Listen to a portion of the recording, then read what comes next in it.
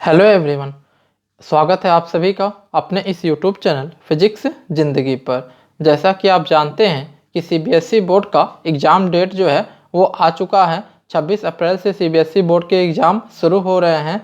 UP board के exam भी लगभग उसी डेट के आसपास से स्टार्ट होंगे, क्योंकि ज़्यादातर सीबीएसई बोर्ड को ही यूपी बोर्ड फॉलो करता है। एग्ज़ाम डेट से लेके मैक्सिमम चीज़ें जो हैं वो उसी के आसपास रहती हैं, सीबीएसई बोर्ड के ही अकॉर्डिंग ही। तो आज के इस वीडियो में हम स्टार्ट कर रहे हैं यूपी बोर्ड एग्ज़ाम 2022, मतलब इस साल जो आप एग्ज़ाम देंगे उसके लिए क्या क्या इम्पॉर्टेंट टॉपिक्स है उसे हम स्टार्ट करने जा रहे हैं। हम इस चैनल पे चैप्टर वाइज एक एक इम्पॉर्टेंट टॉपिक के बारे में डिस्कस करेंगे। जो जो इम्पोर्टेंट टॉपिक्स है वो आपको बताएंगे। तो चलिए शुरू करते हैं हमारा आज का यह वीडियो, जिसमें हम डिस्कस करेंगे इम्पॉर्टेंट टॉपिक्स फॉर रिवीजन। मतलब इस समय रिवीजन के लिए क्या क्या टॉपिक पढ़ना चाहिए, क्योंकि आप जानते हैं कि जब डिटेल नोट बनाया जाता है तो उसमें कई ऐसे टॉपिक्स होते हैं जो सिर्फ और सिर्फ हमारे नॉलेज के पॉइंट ऑफ व्यू से होता है। एग्जाम में वो टॉपिक्स बहुत ही कम चांस होते हैं आने का। तो हम आज के इस वीडियो में उन सभी मेन टॉपिक्स के बारे में डिस्कस करेंगे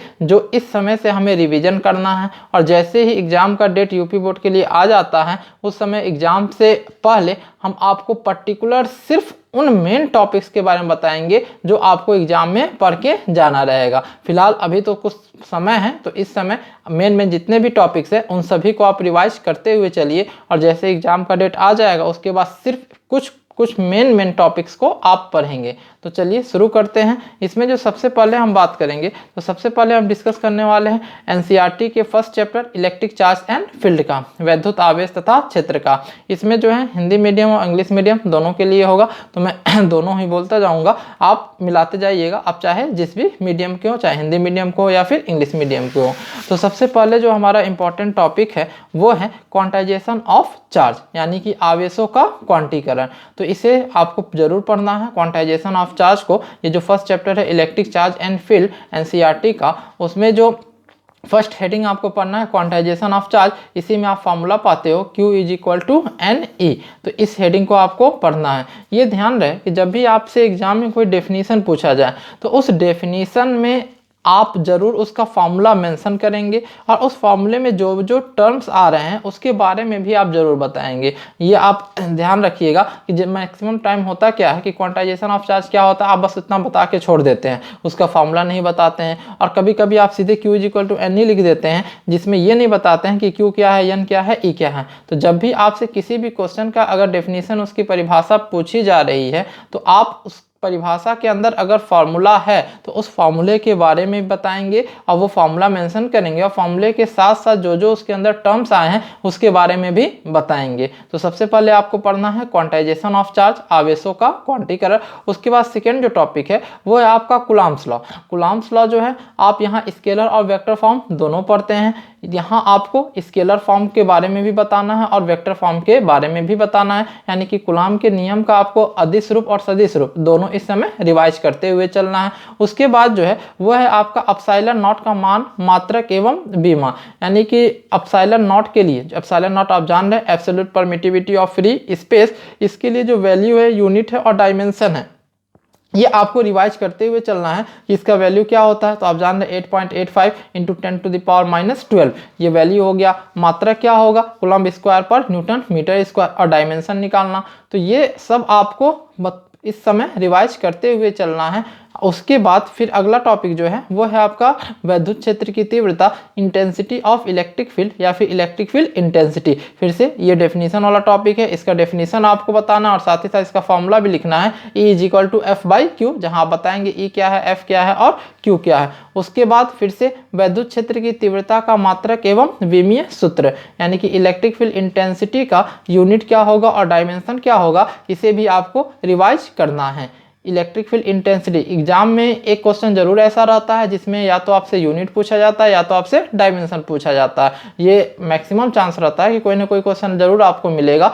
और यूनिट और डायमेंशन ये जो पूछे जाते हैं वो स्टार्टिंग के चैप्टर से ही ज़्यादातर आते हैं, सेकेंड बुक से तो बहुत कम उम्मीद होता है। एनसीईआरटी के एनसीईआरटी का जो फर्स्ट बुक है उसमें भी स्टार्टिंग के जो चैप्टर्स हैं उनसे ही ज़्यादातर यूनिट और डायमेंशन कोई ना कोई पूछा जाता है। तो इसीलिए जितने भी यूनिट और डायमेंशन है मेन टॉपिक्स के, उनको आप जरूर प्रैक्टिस करके रखेंगे। उसके बाद जो है आपको याद करना है आवेश वितरण, चार्ज का डिस्ट्रीब्यूशन। आवेश वितरण में 3 तरीका है, एक है लीनियर चार्ज डिस्ट्रीब्यूशन, एक है सरफेस चार्ज डिस्ट्रीब्यूशन और एक है वॉल्यूम चार्ज डिस्ट्रीब्यूशन। और इसी से आप निकालते हो linear charge density, surface charge density और वॉल्यूम चार्ज डेंसिटी। रैखिक आवेश घनत्व, पृष्ठ आवेश घनत्व और आयतन आवेश घनत्व। तो आवेश वितरण में ये तीनों सब छोटी छोटी परिभाषाएं हैं, डेफिनेशंस है, तो इन तीनों को आपको याद रखना है। उसके बाद है वैद्युत द्विध्रुव आघूर्ण की परिभाषा एवं मात्रक।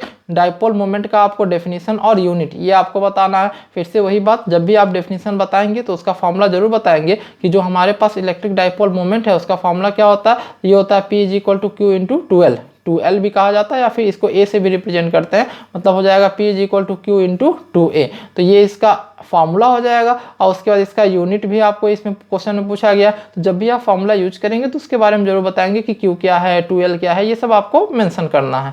उसके बाद जो है ये जो आपका अगला क्वेश्चन है ये लॉन्ग क्वेश्चन बनता है। ये जब भी आपसे पूछेगा तो लॉन्ग क्वेश्चन बनेगा। क्वेश्चन है क्या, अक्षीय तथा निरक्षीय स्थिति में द्विध्रुव के कारण किसी बिंदु पर वैद्युत क्षेत्र की तीव्रता, electric field intensity due to electric dipole on coaxial and equatorial condition.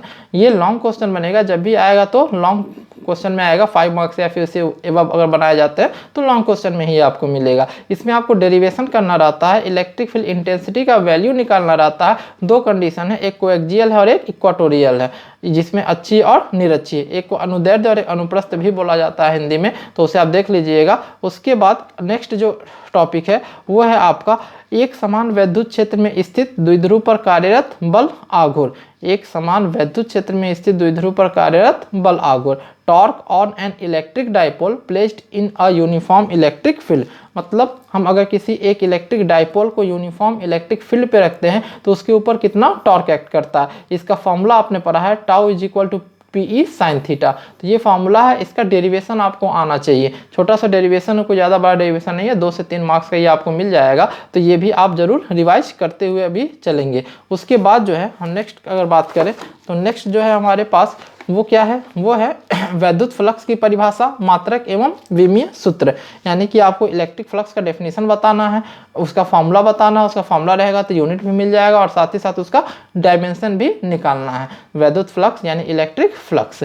उसके बाद जो है नेक्स्ट है हमारा गॉस का नियम एवं उत्पत्ति। आपको ये बताना है कि गॉस लॉ क्या होता है। तो गॉस लॉ में आप पढ़ते हो कि phi = Q/ε0। तो ये गॉस लॉ आपको बताना है, इसका स्टेटमेंट देना है और साथ ही साथ इसका डेरिवेशन भी करना है। गॉस लॉ को भी प्रूफ किया जाता है तो इसका प्रूफ भी पढ़ना है। उसके बाद जो है गॉस के आप कई एप्लीकेशंस पढ़ते हो, तो आपको मेन एप्लीकेशन इस समय रिवाइज करना है। गॉस के अंदर कई एप्लीकेशंस है, तो हर एप्लीकेशंस बार बार एग्जाम में नहीं आते हैं, कोई एक ही एप्लीकेशन आपको मिलेगा। तो इस समय हम आपको उन एप्लीकेशंस को बता रहे हैं जो बार बार रिपीट होते रहते हैं। तो आपको मेन एप्लीकेशंस को इस समय प्रैक्टिस करते हुए चलना है। सबसे पहला जो एप्लीकेशन है वो क्या है अनंत लंबाई के चालक तार के कारण किसी बिंदु पर वैद्युत क्षेत्र। इसमें जो सबसे पहला आपको एप्लीकेशन बताया जाता है कि मान लीजिए कोई भी हमारे पास लाइन चार्ज है या फिर इनफाइनाइटली लॉन्ग वायर है, उसके कारण किसी भी पॉइंट पे आपको इलेक्ट्रिक फील्ड इंटेंसिटी निकालना रहता है। तो वही है electric field due to infinitely long straight wire या फिर electric field due to line charge. इसे सीधे लाइन चार्ज भी बोला जाता है। 1 मिनट,